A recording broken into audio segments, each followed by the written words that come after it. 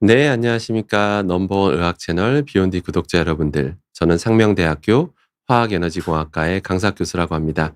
만나서 반갑습니다. 제가 또 2주 만에 다시 인사드리게 됐는데요. 그동안 잘 지내셨는지 모르겠습니다. 저도 이제 새 학기 이제 개강을 했습니다. 그래서 저도 나름 바쁘게 잘 지내고 있습니다. 그리고 날씨 얘기를 안 할 수가 없는데요. 그동안 참 많이 더웠잖아요. 근데 오늘 아침에 집을 나서는데 굉장히 선선해서 저도 좀 많이 놀랐습니다. 그래서 이제 정말 '가을에 우리가 들어섰구나.'라는 생각이 들었고요. 근데 이럴 때일수록 일교차가 심하니까요. 꼭 항상 감기 걸리시지 않도록 항상 따뜻하게 옷 입고 다니시는 거 명심하시기 바라겠습니다. 네, 그럼 오늘 특강 진행할 예정인데요. 오늘 한 40분 정도 제가 특강을 하고 10분 정도 질의응답을 받을 생각입니다. 질의응답 시간을 가질 거기 때문에 중간중간에 채팅창에 여러분들 편하신 의견이라든지 질문 주시면 제가 선별해서 중간중간 또는 마지막에 답변 드리도록 하겠습니다.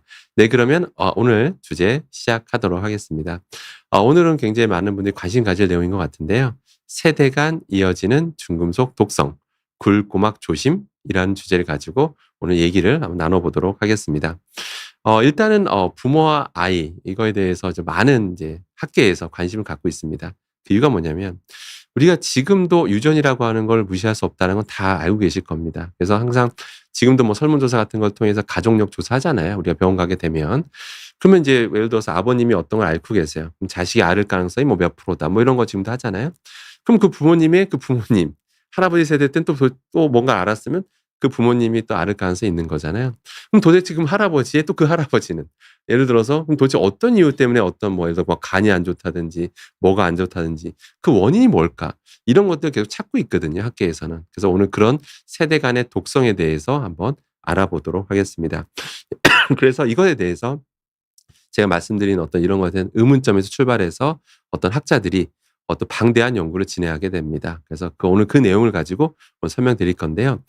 보시는 것처럼 2025년 8월에 공개된 논문입니다. 지금 9월 막 진입했잖아요. 그러니까 나온 지 얼마 안 된 정말 따끈따끈한 그런 최신 연구 결과라고 보시면 되고요. 이게 Environment Internat이라는 저널은 굉장히 저명학 수치입니다. 여기 저널이 굉장히 많거든요. 내면 소위 좀 그냥 쉽게 받아주는 저널도 많아요, 사실은. 그런데 이런 점유학 수치는 내면 굉장히 어렵습니다. 굉장히 수많은 까다로운 심사를 거쳐서 리젝되는 경우가 정말 많고요. 그러니까 억셉률이라고 하는데 저희는 이런 계제 승인율이 굉장히 낮은 그런 점유학 수치다라고 보시면 되겠습니다. 자, 그러면 이 연구진은 도대체 왜 어떤 연구를 했냐면 사실은 유해한 그러니까 아까 어떤 최초의 어떤 원인이 되는 경우가 있다고 했죠. 어떤 할아버지 세대에서 뭔가 문제가 되니까 그게 유전돼서 내려온 거잖아요, 어떻게 보면. 그럼 유해한 화학 물질에 노출됐을 가능성이 큰데 그거에 대해서 여러 유해한 물질 중에서 이 연구진은 먼저 하나, 이것저것 다 보면 너무 복잡하잖아요. 그래서 딱 하나에 초점을 둡니다. 그게 바로 카드뮴이라고 하는 바로 중금속입니다. 카드뮴, 중금속이란 이런 거 한 번쯤 어디선가 다 들어보셨죠? 몸에 매우 해로운 거 맞습니다. 그래서 전 세계적으로 관리하고 있는 그런 중금속이고요. 식품 속에 잔류하고 있는 어떤 기준치도 다 정해 놓을 수 있습니다. 특히 선진국들은 OECD 가입 선진국들은 다 정해 놨다고 보시면 되는데 원래 이 카드뮴이 많이 노출되면 일단 노출되면 이게 잘 빠지면 아무도 신경 안 썼겠죠. 근데 잘 안 빠집니다. 오랜 시간 동안 체내에서 머물기 때문에 그러면서 독성을 일으키기 때문에 심지어 암 유발까지도 합니다. 그러다 보니까 이제 관심을 갖는 건데 실제로 장기간 머물면서 간 손상을 유발한다라는 건 이미 밝혀진 사실입니다. 그러니까 카드뮴이 많이 중독되면 많이 노출되면요. 간에 무리가 가요. 손상을 일으킵니다. 그건 그냥 뭐 이견이 없는 팩트인데요. 근데 문제는 실제로 기존에 이런 게 많이 노출되면 자손에게 영향을 준다라고 하는, 그러니까 뭐 단기간에 소량 노출되는 건 뭐 여러분 신경 안 써도 됩니다. 그런데 장기간에 오랜 시간 노출되면 이게 계속 축적되잖아요. 그랬을 때 이것이 혹시라도 이제 임신하고 아이가 태어났을 때 아이에게 영향을 준다라는 거는 이미 밝혀진 역시 팩트입니다. 팩트입니다. 자, 그런데 이 연구진은 그런데 이게 도대체 왜 그러는가? 그러니까 북의 노출이 이 세대 간에 자식한테 전달되는데 독성이 전달되는데 이게 도대체 왜 그러는가? 메커니즘이 명확하지 않다. 다들 여러 가지 설만 있을 뿐이다. 그래서 그 메커니즘까지 밝히려는 그런 연구를 했다라는 겁니다. 그래서 재현 실험도 하고 이 메커니즘을 봤는데 자, 실험을 어떻게 하냐면 일단 처음에 어떤 대상이 되는 아빠라고 할게요. 아빠 그 F0라고 했는데 F0 수컷 생쥐가 있어요. 이제 수컷 생쥐한테 일단은 어떤 독성 물질을 노출시킵니다. 그래서 3개월 동안 카드뮴 화합물을 노출을 시켜요. 우리가 보통 우리 중금속에 노출되는 게 보통 호흡기나 피부를 통한 거는 사실 거의 무시할 만하고요. 물론 이제 호흡기도 만만치 않긴 하지만 가장 압도적으로 노출이 많이 되는 게 바로 식이입니다. 식이 섭취거든요. 먹었을 때인데 그래서 실제 먹입니다. 물에 타서 100mg/L로 이 정도의 농도로 이제 물에 타서 노출을 시킵니다. 3개월입니다. 3개월 동안 꾸준히 노출시켜서 체내에 쌓이게 하는 거죠. 자, 그다음에 이 수컷 생쥐니까 다른 암컷 생쥐랑 이제 교배를 시킵니다. 교배를 시키게 되면 자녀가 태어나겠죠. 그 자녀를 F1이라고 합니다. F1. 그럼 자녀는요, 따로 독성 물질을 노출시키지 않습니다. 그냥 평범하게 키워요. 그다음에 F1이 다시 다른 상대방, 다른 이제 생쥐랑 성별의 생쥐랑 교미를 시킵니다. 교미를 시켜서 다시 또 태어나게 합니다. 그게 F2 세대입니다. 그러니까 한마디로 아버지로부터 손주까지 과연 어떤 영향을 주는지를 이제 살펴보는 거죠. 어떤 변화가 있는지 살펴보게 됩니다. 그래서 그 결과가 일단은 굉장히 충격적입니다. 일단 이 사람이 다시 한번 재현 실험한 거잖아요. 원래 독성이 전달된다는 건 이미 알려진 사실인데 F1 자녀 세대에서 일단 간 기능 장애가 나타나더라. 이것이 이제 팩트였고요. 근데 충격적인 건 뭐냐면 F2 세대. 여기서 F2는 뭐죠? 손주입니다. 부모 F1은 전혀 그 어떤 나쁜 물질을 노출시키지 않았습니다. 근데 F2 손주 세대에서도 간 기능 장애가 나타난다는 것을 이 연구진이 최초로 밝힙니다. 그러니까 손주 세대까지 본 거는 이 연구진이 최초예요.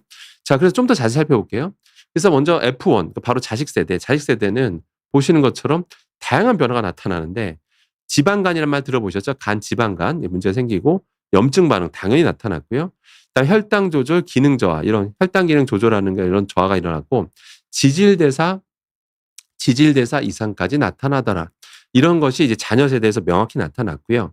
자, 그런데 더 충격적인 건 아까 뭐라고 했죠? 아까 F1 세대에서 별의별 일이 벌어졌죠. 뭐 지방간 문제, 뭐 지질대사 조절에 문제가 생기고 이런 것들이 그대로 손주 세대한테까지도 그대로, 그러니까 여기서 정확히 보셔야 됩니다. 수컷입니다. 손주인데 수컷 손주한테서 보시는 것처럼 유사한 일이 벌어지더라. 뭐 지방간이 뭐 지질대사 이상, 혈당 조절 이런 문제들이 다 이상한 일이 벌어진다라는 거를 이 연구진이 최초로 밝히게 됩니다. 그래서 재밌었던 건 뭐냐면, 흥미로웠던 건 뭐냐면 암컷 자손은 자기네들이 아무리 관찰해봐도 암컷 자손들은 영향이 미미하더라. 그러니까 수컷 자손한테는 명확히 나타나는데 암컷 자녀와 암컷 손주들은 상대적으로 영향들이 좀 미미하게 나타나더라. 거의 좀 무시할 만한 수준이었나 봐요. 아니면 좀 지연돼서 나타나더라. 그러니까 바로 나타난 게 아니라 좀 시간이 지나야 나타나더라. 그러니까 독성이 아예 안 전달되는 건 아닌데 전달되는데 전달되는 그 정도가 수컷에 비해서는 좀 적더라. 이런 거를 연구진이 최초로 밝히게 됩니다. 자, 그다음에 이제 여기까지 이제 현상학적으로 찾은 거고 도대체 왜 그러는가? 이게 정말 우연인가? 정말 왜 도대체 부모가 안 좋은 거에 노출됐다고 자식한테까지 어떻게 전달이 되나? 소위 말하는 우리말하는 그다음 유전이라는 거잖아요. 도대체 왜 그런가를 봤더니 실제로 이 연구진이 뭘 찾아내냐면 총 734개 중에 유전자 중에서 그중에 285개 유전자에서 변화가 나타난다는 걸 이 연구진이 찾아냅니다. 좀 말이 좀 어려운데요. M6A 메티라 패턴이라고 하는 이런 현상이 285개의 유전자에서 변화를 일으킨다라는 것을 찾아냅니다. 그러니까 중금속에 카드이 많이 노출됐더니 저런 변화가 나타났고 그 상태에서 교미를 했어요. 자식이 태어났어요. 자식한테서도 저런 유전자 변화가 그대로 이어가더라. 바로 이겁니다. 이런 식의 결국 유전자 변화가 그대로 이어진다라는 것을 이 연구진이 최초로 밝혀냈다라고 보시면 됩니다. 그래서 결과적으로 부모 세대의 이 중금속 카드뮴에 많이 노출될 경우에는 그게 일단 이 연구진 간 손상에 초점을 뒀어요. 간 손상이 그냥 전달된 이유가 아까 말했죠. 특정 유전자에서 변화가 일어나면서 특히 M6A 메티라 패턴이라는 이것이 그 특정 유전자에서 변화를 일으키면서 그게 그대로 이어지더라. 이러면서 간 손상이 그대로 전달되더라. 실제 이것만 봐도 여러분들 많이 그동안 이제 생활하시면서 살아오시면서 정말 다양한 사람들 많이 보시잖아요. 간 기능이 정말 다 다르다는 거를 여러분들 많이 느끼셨잖아요. 그죠? 예, 간 기능들이. 저도 사실 살면서 많이 느낍니다. 정말 말도 안 되는 사람도 많이 봤고요. 정말 말도 안 된다는 게 어떻게, 그러니까 후배인데 소주를 소주라는 게 저는 이제 저 같은 사람은 이제 한 잔만 먹어도 막 얼굴이 새빨개지고 뭐 많이 못 먹어요, 참고로. 뭐 네, 요즘에 뭐 술 거의 안 먹지만. 근데 어떤 제 후배는 취한 걸 본 적이 없습니다. 그러니까 소주를 정말 아무리 먹어도 취하질 않습니다. 얼굴 색깔 하나도 안 변하고요. 그런, 예, 물론 지금 나이까지 그러면 안 되겠지만 그 당시 젊었을 때는 정말 그런 걸 본 적이 없습니다. 어떻게 저럴 수가 있나. 자기도 그래. 태어났을 때부터 그랬대. 자기는 태어났을 때부터 아무리 마셔도 뭐 끄떡없다고 할 정도로 정말 간기는 다 다르다는 거, 태어날 때부터 다 다르다는 걸 아마 여러분들 살면서 다 느끼셨을 텐데요. 적어도 독성의 측면에서는, 간 손상 측면에서는 명확히 저런 중금속, 카드뮴이 많이 노출되는 게 위험하다라는 걸 이 연구진이 최초로 밝혔다라는 거죠. 자, 그러면 아무튼 카드뮴이 안 좋다라는 거는 뭐 간독성 떠나서 참고로 발암물질이에요, 여러분들. 발암물질이기 때문에 전 세계적으로 관리한다고 말씀드렸는데요. 자, 그러면 아까 제가 말씀드렸죠. 우리가 이거에 많이 노출되는 건 뭐라고요? 바로 식품입니다. 먹어서 가장 노출이 많이 되는데, 그럼 식품에 대해서 한번 살펴봐야 되겠죠. 식품에 대해서 한번 살펴보도록 하겠습니다. 이건 정부 자료를 기반으로 말씀드리겠습니다. 제가 실험한 게 아닙니다. 정부 자료에서 실험한 건데, 정부에서는 식품에 대해서 늘 조사를 해요. 식품은 크게 4가지로 분류를 합니다. 농산물, 축산물, 수산물, 가공식품 4가지로 분류를 하게 되는데, 이 4가지에 대해서 이제 전수조사를 해요. 정말 많은 시중에 판매되는 제품을 수거해서 분석을 합니다. 중금속이 카드뮴만 있는 건 아닙니다. 카드뮴도 있고요. 뭐 메틸수온도 있고 뭐 납도 있고 뭐 많아요. 그래서 그런 것들에 대해서 이제 오염도를 조사했더니 보시는 것처럼 충격적인 결과를 발표합니다.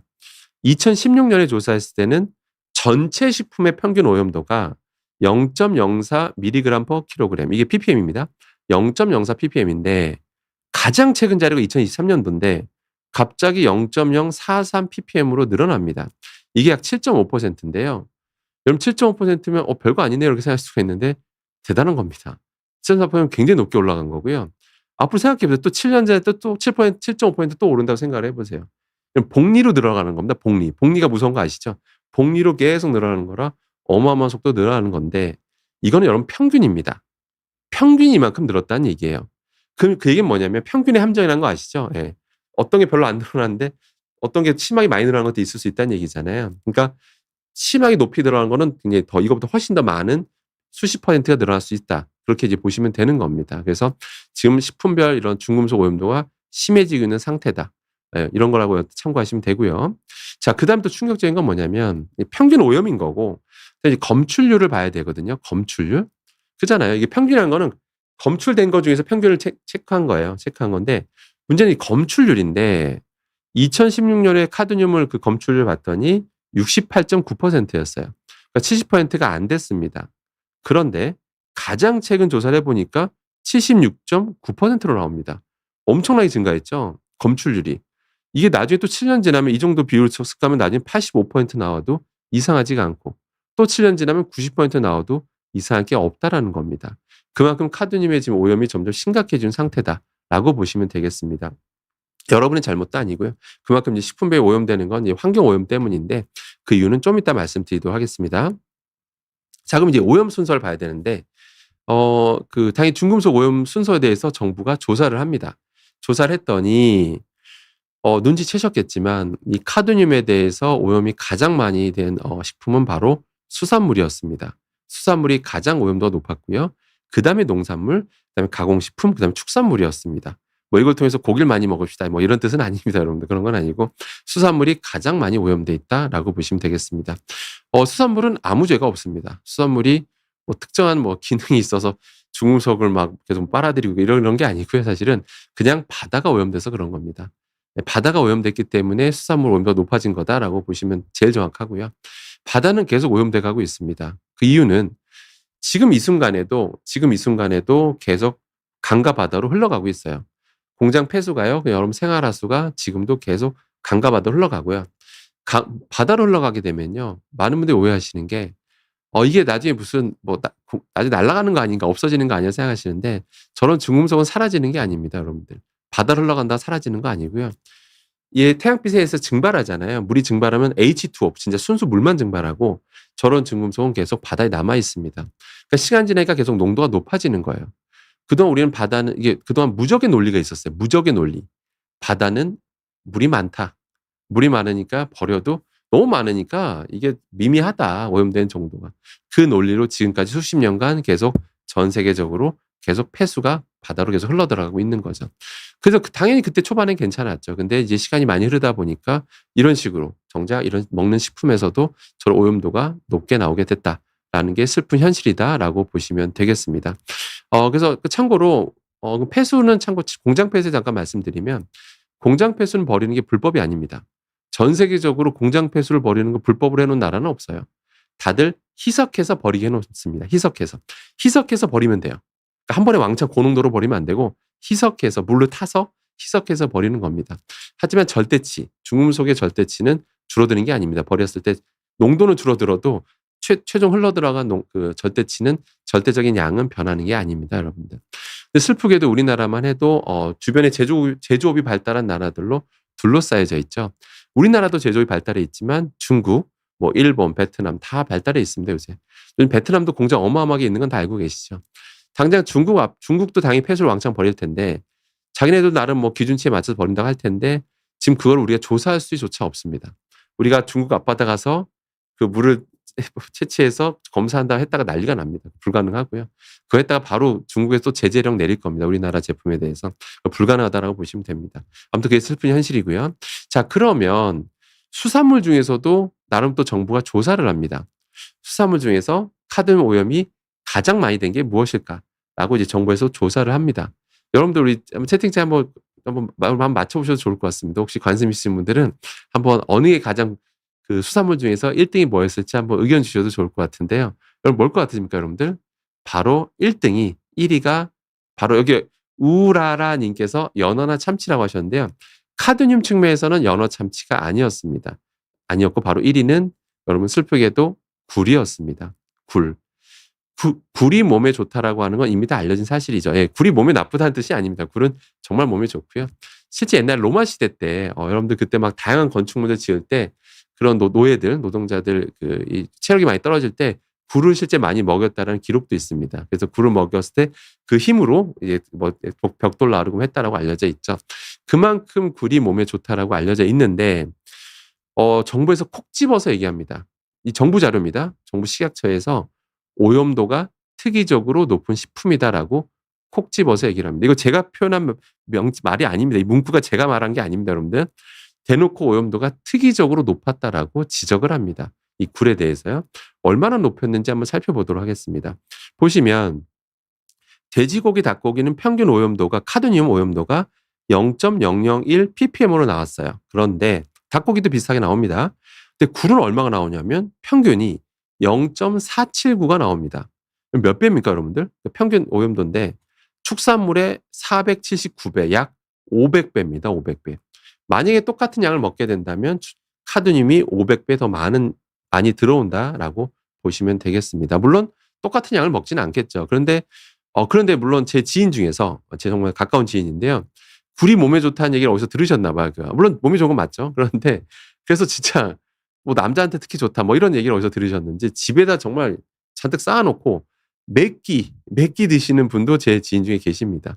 예. 근데 실제 뭐 몸이 건강해, 뭐 힘이 돋는 걸 못 느꼈다 뭐 이렇게 말씀하시기도 하는데, 근데 그런 분이면 적어도 중금속 카드뮴 측면에서 보면 굉장히 많이 오염돼 간다라고 보시면 되겠습니다. 아무튼 또 많이 먹으면 그만큼 많이 노출된다라고 보시면 되겠습니다. 자, 그럼 여러분 두 번째 질문 드리도록 하겠습니다. 아까 우라라님께서 1위가 연어나 참치라고 하셨는데요. 2위는 뭐였을까요, 여러분들? 중금속 카드뮴 2위, 오염도 2위는 뭐였을까요, 여러분들?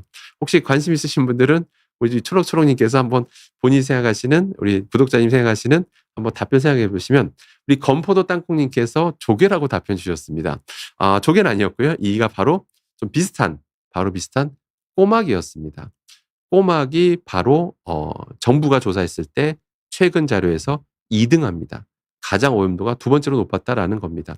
보시는 것처럼 0.400 ppm이 나왔는데요. 돼지고기, 닭고기 대비 무려 400배입니다.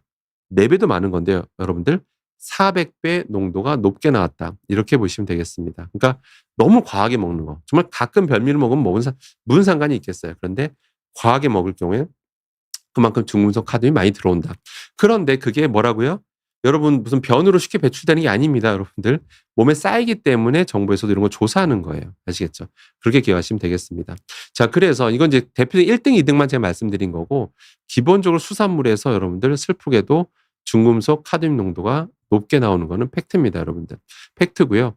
참고로 제가 수산물에 원한이 있거나 그런 건 아닙니다. 근데 이게 저 수산물 좋아해요. 굉장히 좋아합니다. 그런데 근데 요즘 하도 이런 오염도가 심각해지다 보니까 저도 섭취량을 조절하고 있습니다. 조절하고 있다라고만 여러분 보시면 되고요. 항상 모든 이렇게 독성 자료를 보면요, 항상 똑같습니다. 결과는 다 똑같아요. 뭐냐면 무조건 독성, 그 위해성이라고 저희 말을 하는데, 무조건 위험한 물질이 노출량과 노출 횟수와 관련이 있어요. 그게 결국 위해도를 결정합니다.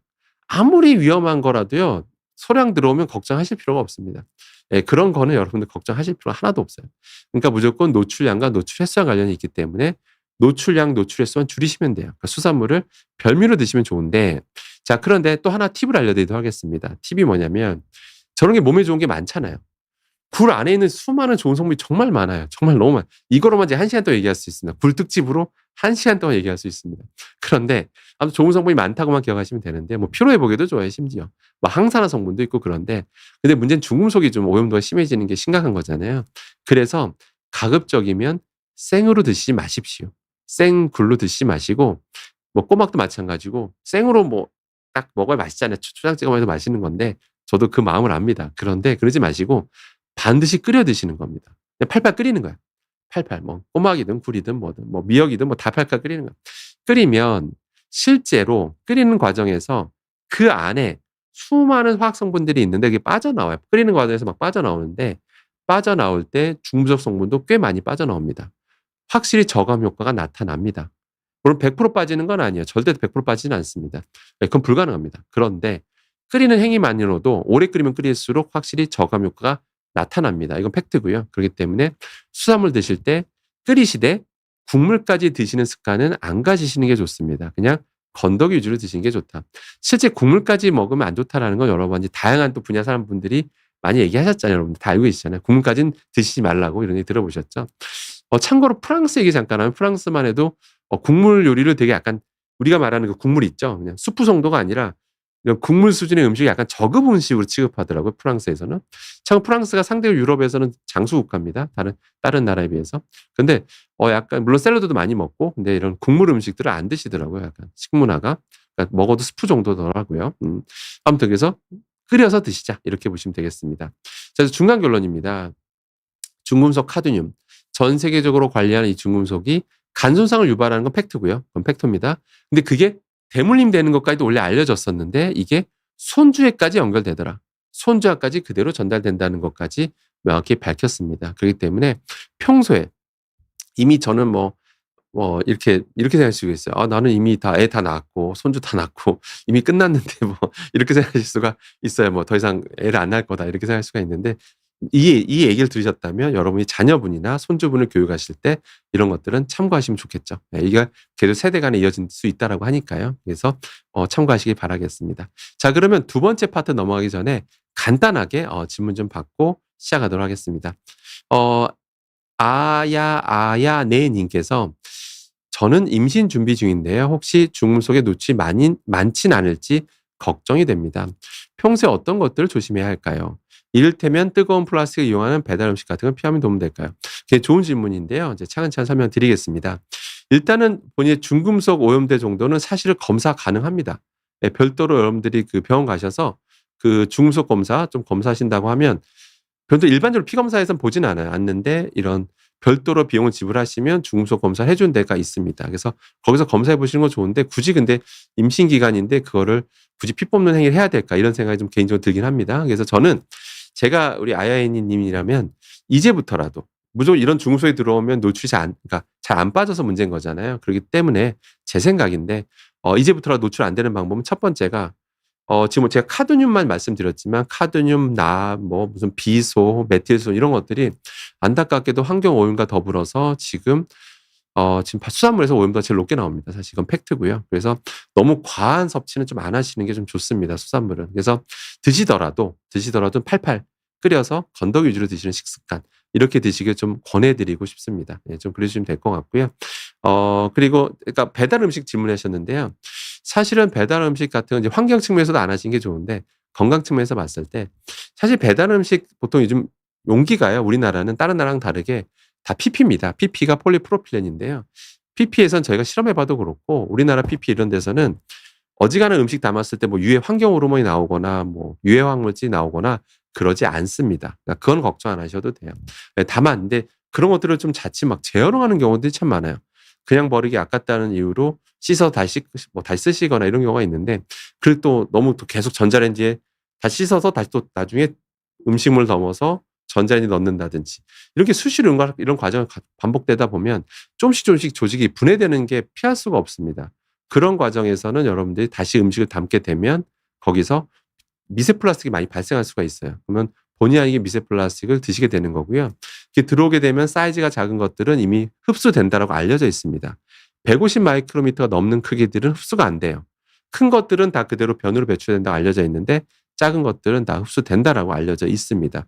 그렇기 때문에 배달 음식 갑자기 안 하시는 게 좋고 가장 좋은 건 그냥 가서 드시는 게 제일 좋습니다, 사실은. 예, 그게 가장 좋다라는 거 꼭 명심하시기 바라겠습니다. 꼭 순산하시길 바라겠습니다. 준비 중이시니까 임신하시고 나서서 임신하셨다는 게 아니고 준비 중이시군요. 그래서 임신하시게 되더라도 또 지금부터라도 너무 과한 중금속 노출되지 않도록 좀 수산물 섭취량은 좀 조심하실 필요가 있다라고 보시면 되겠습니다. 자, 그다음에 우라라 님께서 질문 주셨는데요. "어떤 수산물을 조심해야 할까요? 큰 어류 이런 것들 위험하다고 하던데 어떨까요?"라고 하셨습니다. 실제로 되게 좋은 질문 주셨는데요. 참고로 아까 굴 꼬막이 좀 높게 나왔잖아요. 심하게 높게 나왔잖아요. 근데 걔네들이 왜 유독 높게 나왔을까요, 여러분들? 걔네들이 어떤 유일한 뭐 어떤 화학적인 어떤 생물학적 어떤 태생이 뭐 어떤 특징이 있어서 그런 걸 유독 잘 흡착을 잘하느냐? 그거는 아니고요. 뭐냐면 이게 다 육지에서 근처에서 바로 양식하는 것들입니다. 예, 여러분 어디 무슨 태평양 한가운데 가서 굴꼬막을 채취하는 게 아니잖아요, 여러분들. 육지가 오염원입니다. 오염물질 가장 배출을 가장 가까이서 하는 육지에서 배출원이잖아요. 육지에 가까울수록 오염도가 높게 나옵니다. 그것만 기억하시면 됩니다. 그래서 굴꼬막이 카드뮴이 높게 나오는 거예요. 공장 폐수에서 카드뮴은 당연히 포함되어 있다고 보시면 돼요. 굉장히 많이 포함되어 있고요. 그래서 높게 나오는 거거든요. 자, 그런데 그다음에 이제 또 다른 측면에서 보면 이제 먼 바다에 잡으면 괜찮은 거냐? 그게 아니라 이제 상위 포식자로 가면 이제 문제가 돼요. 당연히 이제 결과적으로 이게 퍼져나가면 점점 이제 퍼져나가거든요. 그럼 퍼져나갈 때 당연히 상위 포식자로 갈수록 그런 중금속 농도가 높게 나오는 건 팩트입니다. 이미 뭐 결과는 뭐 이미 차고 넘치고요. 그렇기 때문에 그다음에 최상위 포식자는 바로 인간이죠. 최상위 포식자는 인간입니다. 그래서 그런 상위 포식자를 먹는 최상위 포식자가 결국 많이 노출될 수밖에 없는 거겠죠. 그래서 상위 포식자 여러분 검색마다 나오는데요. 대표로 참치도 상위 포식자, 상대도 상위 포식자에 들어갑니다. 뭐 대부분 참치캔은 대부분 가다랑어로 많이 만드는데요. 가다랑어가 실제로 우리나라 조사에서도 중금속 농도가 좀 높게 나오는 편이긴 합니다. 실제로 그래서 메틸수은 같은 경우도 상대적으로 농도가 좀 높게 나온다고 알려져 있고 그래서 참치 자체가 좋은 건 맞잖아요. 그런데 좋은 건 맞습니다. 그런데 좀 섭취량은 좀 자제하시는 게 좋고 섭취 횟수는 줄이시는 게 좋고 그다음에 특히 임신 중이라면 더더욱 그러시고요. 이런 거 보통 우리 참치캔 같은 것도 우리 김치찌개에 넣어서 먹잖아요. 넣어서 팔팔 끓인 경우 많잖아요. 그러면 역시 마찬가지예요. 그때 팔팔 끓이는 까지 저감이 됩니다. 확실히 좀 빠져나오는 게 꽤 있고요. 그때 건더기 위주로 드시는 식습관. 이렇게 하면 정말 그 안에 좋은 성분도 많이 즐길 수가 있거든요. 그래서 건더기 위주로 먹는 식습관이 제일 중요하다. 이렇게 기억하시면 되겠습니다. 자, 그다음에 VGR1, VGR2 님께서 질문 주셨는데요.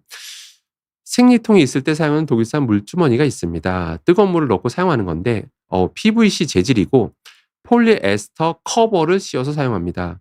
걱정되는 부분은 PVC의 유해 물질이 피부를 통해 흡수될 수 있는지 그리고 다른 이유에서라도 유해할 수 있는지 궁금합니다. 좋은 질문 주셨는데요. 먼저 PVC 이슈를 좀 말씀드려야 될 것 같은데요.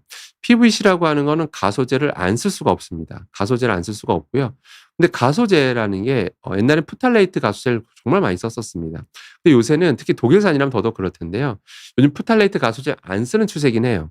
안 쓰긴 물론 써도 불법은 아닙니다. 오해하시면 안 돼요. 우리나라에서 써도 불법은 아니에요. 그 기준치가 있어서 기준치 안에서만 쓰면 불법은 아닙니다. 그런데 요새 하도 프탈레이트 이슈가 있다 보니까 이런 업계에서도 우리나라 업계나 이런 유럽 같은 그런 나라들은 다른 가소제를 써요. 다른 가소제를 쓰는데 다른 가소제 뭐 그래서 막 친환경 가소제라는 말을 합니다. 붙이게 되는데 많습니다. 이것저것. 뭐 ATBC 뭐 가소제도 있고 뭐 이것저것 많은데 근데 당연히 독성이 상당히 괜찮다라고 생각을 했었어요. 근데 그런 것조차도 우리가 먹게 됐을 때 독성교가 나온다라는 그런 연구 결과가 실제 있습니다. 최근에야 나왔어요. 그게 나온 지 얼마 안 됐습니다. 그래서 친환경 가소제라는 것조차도 우리 몸에 들어갔을 때 독성이 나타날 수 있다는 게 나온 것만큼 그만큼 연구가 충분히 안 됐다라고 보시면 돼요.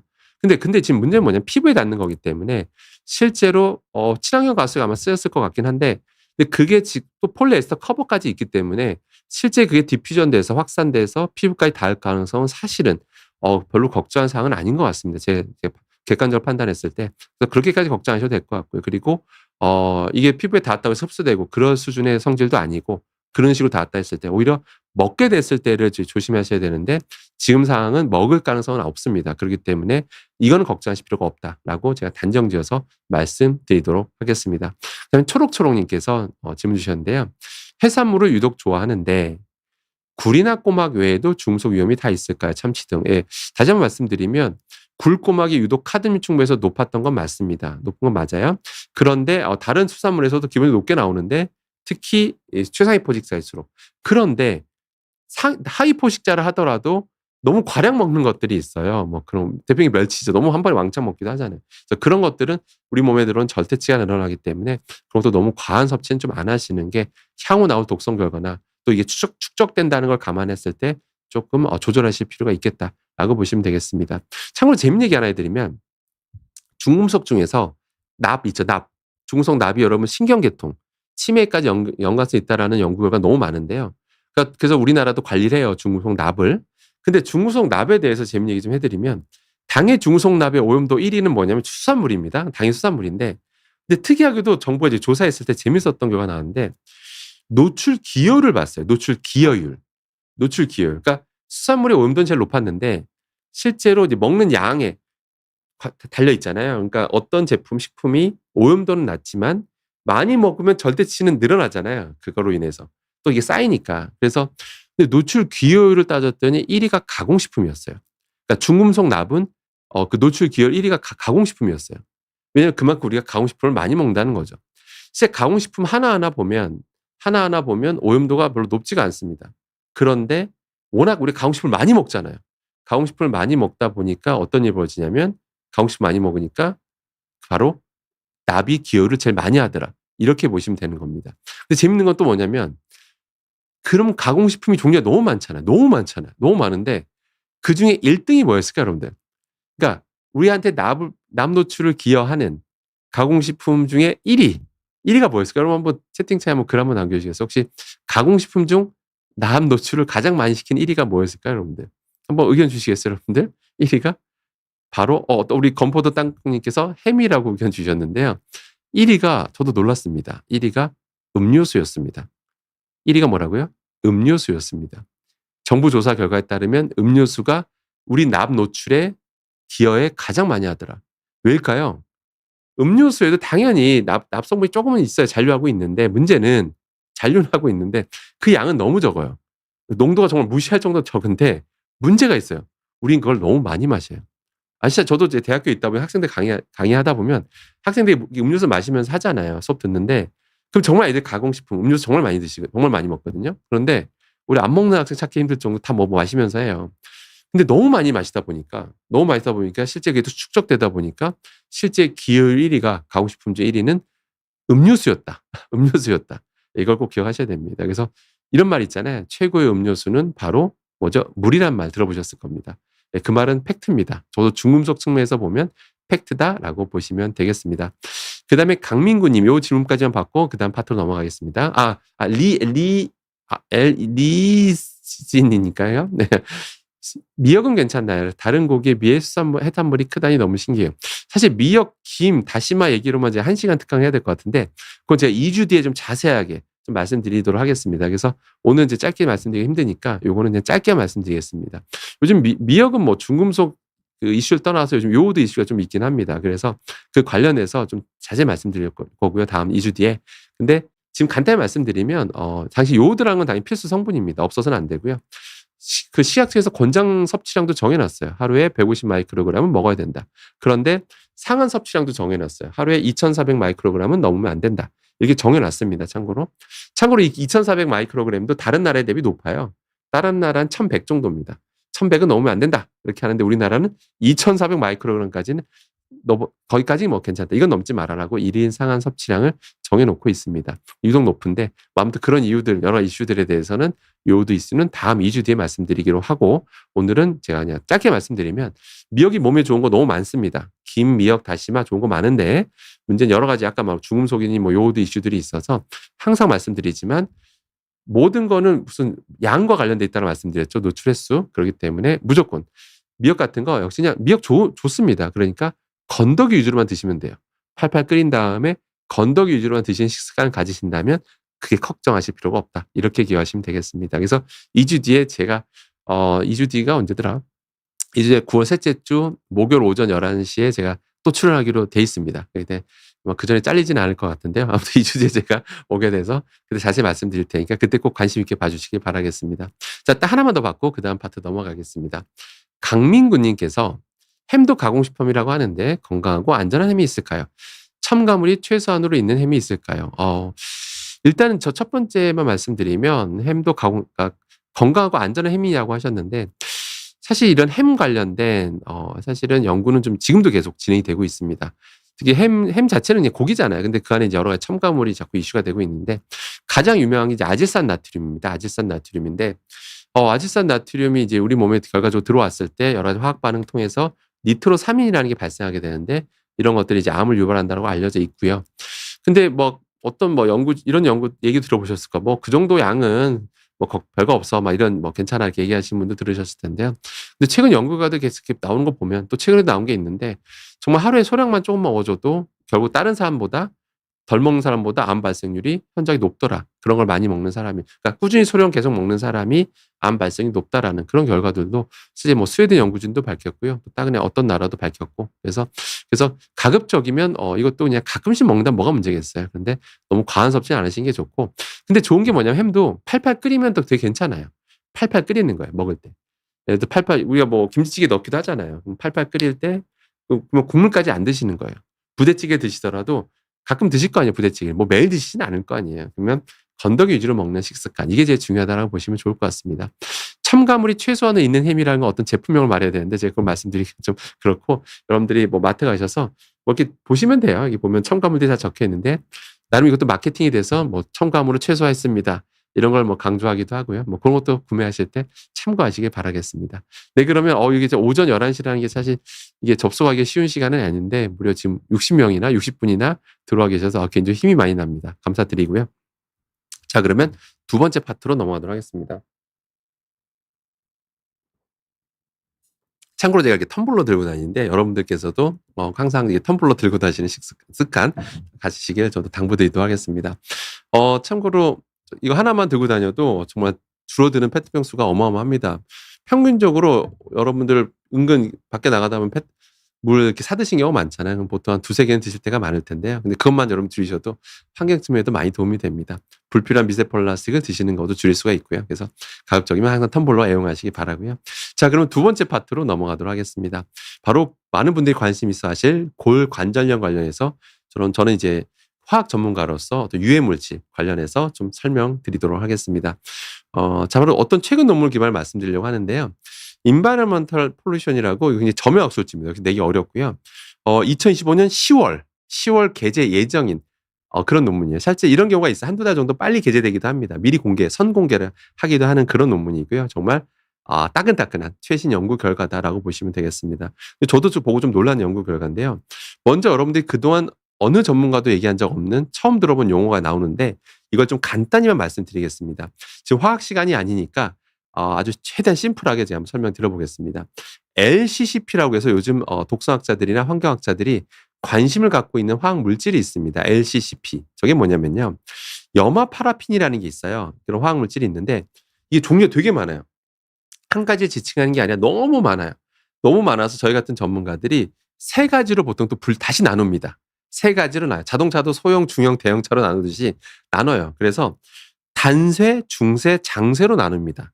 단세는 뭐냐면 말 그대로 영어로 하면 short chained. 그러니까 체인이 짧다. 그러니까 탄소 수가 작다. 뭐 탄소 길이가 뭐 적다. 작다라고 짧다라고 보시면 되고 미디엄 체인 탄소 길이가 상대적으로 좀 길다. 그다음에 탄소 길이가 좀 더 길면 탄소가 많아서 길이가 길면 뭐 장세라고 합니다. 아무튼 좀 말이 좀 어려운데요. 그냥 여기서 LCCP가 여기서 L이 롱입니다. 롱. 그러니까 롱이라는 게 길다는 뜻이잖아요. 그러니까 탄소가 많아서 연결이 많이 돼 있어서 길다. 네, 그래서 이 LCCP에 대해서 그러니까 탄소 길이가 좀 많은 이거에 대해서 좀 말씀드려 보도록 하겠습니다. 이 연구진이 왜 LCCP에 관심을 가졌냐면 사실은 그동안 이제 막 이런 이 단세, 중세 그런 그 염화 파라핀이요. 그동안 전 세계적으로 이걸 규제를 좀 많이 하기 시작했어요. 왜냐면 이게 결국 바다로 흘러 들어가니까 산업 현장에서 많이 쓰다 보면 바다로 흘러 들어가고 그게 결국 수산물 오염시키고 결국 우리 다시 들어오잖아요. 우리 인간한테. 그래서 또 이게 안 되겠다. 이걸 대체 물질을 찾자라고 했어요. 그래서 많이 쓴 게 뭐냐면 최근 들어서 이 LCCP라는 게 대체 물질로 등장하기 시작합니다. 그래서 여기저기 산업 현장에서 많이 쓰이기 시작했어요. 굉장히 많이 쓰이기 시작합니다. 그러다 보니 근데 이게 연구가 충분히 된 건 또 아니었어요. 그러다 보니까 이 연구진이 이 LCCP의 독성을 봐야겠다라고 해서 이걸 한번 살펴본 거죠. 그래서 연구진이 뭐에 관심을 가졌냐면 바로 연골세포입니다. 연골세포, 연골조직에 과연 이게 과연 영향을 줄까? 왜냐면 이게 몸에 들어왔을 때 분해가 좀 더 안 돼요. 당연히 우리 몸에 돌면서 쌓이거든요. 꽤 많이 오래 분해되거나 배출되려면 시간이 오래 걸린다고 알려져 있죠. 물론 그조차도 연구가 충분히 안 됐습니다. 그조차도. 어느 정도 지나야 분해되고 배출되는지조차도 충분히 연구가 안 됐다라고 보시면 돼요. 그러니까 산업 현장에서는 아무튼 즐겨 쓰는 그런 화학 물질이다라고 보시면 되겠습니다. 그래서 연구진은 어떻게 실험하냐면 새끼 생쥐 무릎 연골에서 뽑아요. 뭘 뽑아요? 세포를 뽑습니다. 1차 연골세포를 뽑아요. 그다음에 사람 연골세포주라고 있는데 그걸 이제 딱 뽑아가지고 이제 배양한 다음에 거기다가 이 LCCP를 진짜 노출시켜 봅니다. 과연 왜냐면 우리 LCCP를 먹게 됐을 때 여기저기 돌다가 쌓이니까 연골에도 당연히 가거든요. 그럼 거기에 쌓일 수 있잖아요. 그렇기 때문에 실제 저것이 영향을 줄까라고 가설을 세우고 이제 실험을 해봤죠. 해서 LCCP를 세포에 노출시켰어요. 다양한 농도로 24시간 동안 노출 한번 시켜봅니다. 그럼 당연히 대조군이 있겠죠. 노출 안 한 것과 노출시킨 것과 어떤 변화가 있는지를 한번 살펴보게 됩니다. 해서 이제 다양한 분석을 합니다. 왜냐하면 메커니즘까지 밝히려고 단지 현상학적으로 이렇게 했더니 안 좋아져요. 이렇게 하는 게 아니라 그러면 좋은 저널에 낼 수가 없습니다. 여러분들. 그냥 단순한 저널 보고서 수준으로는 좋은 논문 못 내고요. 반드시 원인까지 메커니즘까지 밝혀야 되거든요. 그래서 다양한 분석을 하게 됩니다. 하게 됐고요. 그래서 결과를 보니까 충격적인 결과가 나옵니다. 이 LCCP라는 요즘 최근에 등장한 이 화학물질에 계속 노출시켜 봤더니 충격적인 게 나타나요. 연골 기질 소실이 증가하더라. 이런 증가와 같은 연골 파괴가 심화된다라는 것을 이 연구진이 세계 최초로 밝히게 됩니다. 그래서 실제로 연골 조직을 다시 한번 자세히 살펴봤어요. 했더니 뭐 복잡한 용어들이 나오는데 하나만 기억하시면 돼요. TNF-알파라고 그 유명한 사이토카인입니다. 사이토카인인데요. 이 사이토카인 같은 것들이 증가하더라. 이런 것들이 사이토카인이 증가하는 것을 이 연구진이 최초로 밝혀내게 됩니다. 그래서 결과적으로 뭐냐면 염증 반응이 굉장히 활성화되더라. 심지어 세포 사멸까지도 활성화된다라는 것을 이 연구진이 최초로 밝혔다라는 거죠. 그래서 좀 더 자세하게 이 연구진이 밝혀내고 있는 게 또 어떤 변화가 일어나는지 봤더니 좀 말이 어려운데 미토콘드리아의 그 칼슘 이온이 과부하가 일어나더라. 그래서 여러 단계를 거쳐서 최종적으로 활성산소가 연골 조직에서 증가하더라. 활성산소가 막 증가하니까 염증 반응으로 막 증가하게 되는 거예요. 그 다음에 연골세포 네크롭토시스가 촉발되더라. 이게 결국 세포 사멸과 관련돼 있는 거예요. 그러니까 세포 사멸이 활성화되더라. 이런 것들을 이 연구진이 최초로 밝혔다는 거죠. 그래서 결과적으로 이 LCCP에 많이 노출되면 노출될수록 염증 반응이 폭발하더라. 그리고 연골 구조적 손상이 더 가속화될 수밖에 없더라. 그래서 결과적으로 이 골관절염 앓고 있는 사람의 병태를 더 악화시키더라. 더 악화시킨다는 것을 이 연구진이 세계 최초로 메커니즘까지 규명하게 되는 거죠. 그래서 한마디로 이제 이 LCCP에 대해서 이제 우리는 관심을 가져야 된다. 그동안은 상대적으로 탄소 길이가 적은, 체인 길이가 짧은 단세와 중세만 우리가 신경 써서 규제를 했는데 그래서 뭐 함량이라든지 이런 걸 다 규제했거든요. 어느 이상 들어가면 안 돼, 쓰면 안 돼 이런 걸 했지만 근데 LCCP는 규제를 안 했어요. 이거는 뭐 그냥 상대적으로 안전할 거라고 봤죠. 기초 테스트를 해보니까 더 안전한 게 맞았어요. 그랬더니 근데 그거에 대해서 우리가 그래서 써도 된다라고 해서 마음껏 쓰고 있었더니 알고 보니까 이것도 결국 환경으로 흘러들어가고 환경 흘러들어가면 결과적으로 우리가 다시 먹게 되는 거고 그렇게 되면 우리 몸에서 또 쌓이면서 영향을 줄 수 있다라는 경고를 날린 그런 연구 결과라고 보시면 되겠습니다. 자, 그럼 시사점입니다. 이 연구진은 결과적으로 뭐라고 하냐면 이 LCCP 우리가 그럼 언제 노출되느냐. 노출만 안 되면 되는 거잖아요. 근데 연구진 뭐라고 하냐면 환경, 식품, 실내 먼지에서 검출될 수 있는 LCCP 이거거든요, 결국. 당연히 환경. 여기 보면 이제 실내 먼지 얘기를 하고 있는데 실내 먼지에서도 관찰될 수 있느냐? 관찰될 수 있죠. 당연히 관찰될 수 있습니다. 당연히 여러분 벽지만 해도요. 시간 지나면 조금 뭐 분해해서 날릴 수도 있고 당연히 또 우리가 외부에서 유입되는 실내 먼지 여러 가지 뭐 미세먼지라든지 이런 것들을 통해서 당연히 그 안에서 검출될 수 있는 건 맞습니다. 당연히 우리가 호흡기를 통해서 들어올 수가 있다. 그건 가능합니다. 그런데 예. 근데 제가 객관적으로 다 따져봐도 우리가 호흡기로 들어 마시게 되는 거는 그렇게까지 우리가 그렇게까지 뭐 주로 생활 범위가 실내가 많잖아요, 사실은. 실내에는 가끔 산책이나 뭐 가끔 뭐 업무할 때는 이렇게 어디 갈 때 돌아다니는 거지. 아무도 주로 실내에서 또 있고 실내에 있으면 다 요즘 공기청정기 틀잖아요. 그래서 실내 먼지에서 노출되는 LCCP는 그렇게까지 걱정할 단계는 아닙니다. 제가 객관적으로 말씀드리는데 실내 먼지는 그렇게 걱정할 필요는 없습니다. 적어도 LCCP에 대해서는요. 여러분들이 걱정하셔야 되는 건 바로 눈치채셨겠지만 바로 식품이다 이겁니다. 식품을 가장 조심하셔야 된다. 그럼 어떤 식품이느냐? 오늘 좀 앞선 내용과 좀 이어지고 있는데요. 저도 결국 수산물 얘기입니다. 저도 수산물에서 절대 원한인 관계가 없습니다. 원한이 없고 제가 절대 미워하거나 그런 거 아닙니다. 수산물 좋아하고요. 그런데도 불구하고 당연히 수산물에서 당연히 관찰이 되고요. 앞으로도 점점 고농도로 좀 더 높은 농도로 관찰될 가능성이 점점 높아집니다. 어쩔 수가 없어요. 그동안 산업 현장에서 물건 제조할 때 여기저기 많이 쓰거든요. 또 그 폐기 처분하는 과정에서도 마찬가지예요. 그러면 강과 바다로 결국 그런 것들이 흘러들어가게 됩니다. 그럼 당연히 거기 서식하고 있는 수산물이 영향을 안 받는 게 더 이상하겠죠. 당연히 영향을 받을 수밖에 없고 시간 지나면 농도 높아지니까요. 저런 물질들이. 그러면 거기 서식하는 수산물 그다음에 상위 포식자로 갈수록 저런 게 높아질 수밖에 없습니다. 점점. 지금이야 그게 높지. 왜냐면 이거 쓰인 역사 아주 오래되지 않았거든요. 그래서 지금은 그래도 뭐 높게 나오진 않을 걸로 추정을 하는데 시간이 지나면 앞으로 한 5년, 10년만 지나도 저 LCCP가 점점 더 높게 나오는 날이 나올 걸로 추정을 합니다. 확신합니다. 지금은 시약처에서 관리하는 화학물질은 아닙니다. LCCP는요. 근데 나중에는 이런 독성 결과들이 계속 나올 거 아니에요. 나오게 되면 당연히 그런 것들도 이제 규제하는 그러니까 규제라는 게 여러분한테 규제하는 게 아니고요. 당연히 그 제조사들한테 이거 제조 함량 뭐 이런 것들에 대한 규제들은 생길 걸로 보입니다. 그러면 노출량은 좀 줄어들 수 있을 것 같긴 해요. 근데 문제는 양을 줄여도 결국 사용하면 바다로 계속 흘러가면 누적이 되니까 그게 문제라고 이제 보시면 되겠습니다. 자, 그래서 결론은 그래도 팁을 드리면 팁이 똑같습니다. 결국 수산물에서 이제 결국 LCP도 많이 검출될 수밖에 없다면 결국 방법은 하나입니다. 이런 걸 아예 끊자라는 게 아닙니다. 좋은 성분 정말 많고요. 그렇기 때문에 가급적이면 드실 때 삶아 먹자라는 겁니다. 무조건 삶는 겁니다. 삶는 거. 무조건 팔팔 끓이는 거야. 팔팔 끓이면 아까 말씀드렸죠. 이것저것 화학물질이 막 빠져나오는 게 꽤 많아요. 그러니까 여러분들이 국물 마시면 특유의 맛이 나잖아요. 그래서 그런 거예요. 하나도 안 빠져나오면 맛이 그냥 물맛이 나겠죠. 근데 그런 것들이 이것저것 빠져나오게 되는데 그때 중금속만 빠져나오는 게 아니라 아까 말씀드린 LCCP 요새 이슈가 되는 LCCP도 같이 빠져나오게 됩니다. 그래서 물론 다 빠지는 건 아닙니다. 내 저감 효과를 확실하게 보실 수가 있습니다. 그래서 제 말을 믿으시고 화학 전문가로서 저는 실험 결과 기반을 말씀드리는 겁니다, 여러분들. 그래서 저감 효과 있으니까요. 저렇게 드시기 좀 바라고요. 그리고 섭취량, 섭취 횟수는 조절하시면 된다라고 보시면 되겠습니다. 그래서 세계 최초로 LCCP 최근에 많이 쓰고 있는 저런 화학 물질에 대해서 충분히 연구가 안 된 독성에 대해서 이 연구진이 최초로 우리 몸에 쌓이게 되면 골관절염을 더 악화시킬 수가 있는 그런 연구 결과를 밝힌 만큼 당연히 우리가 쓸데없이 노출될 필요는 없겠다라고 보시면 되겠습니다. 그래서 당연히 생활 속에서 조심하시면 되는데 결국 수산물 끓여 드시는 거 섭취량 줄이시면 된다는 것만 기억하시면 되겠습니다.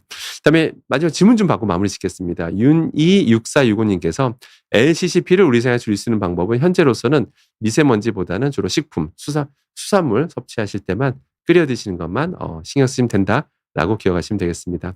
그다음에 윤이6465님께서 코멘트 주셨는데요.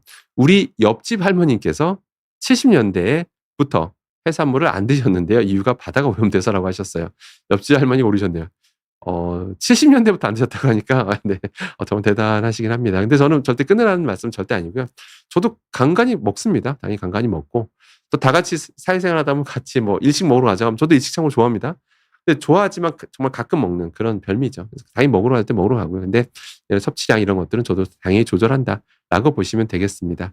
아무튼 지금 오늘 아무튼 화요일 오전 11시 역시 접속하기 힘든 시간임에도 불구하고 무려 실시간 시청자 수가 무려 60분, 너무나 많은 분들이 접속해서 의견 남겨주시고 성원해 주셔서 저 개인적으로 힘이 나서 저한테 즐거운 시간이었습니다. 아무튼 성원해 주셔서 너무 감사드리고요. 저는 2주 뒤에 9월 셋째 주 목요일 오전 11시에 다시 건강한 모습으로 다시 인사드리도록 하겠습니다. 그때까지 항상 건강하시기 바라고요. 그때 다시 뵙겠습니다. 감사합니다.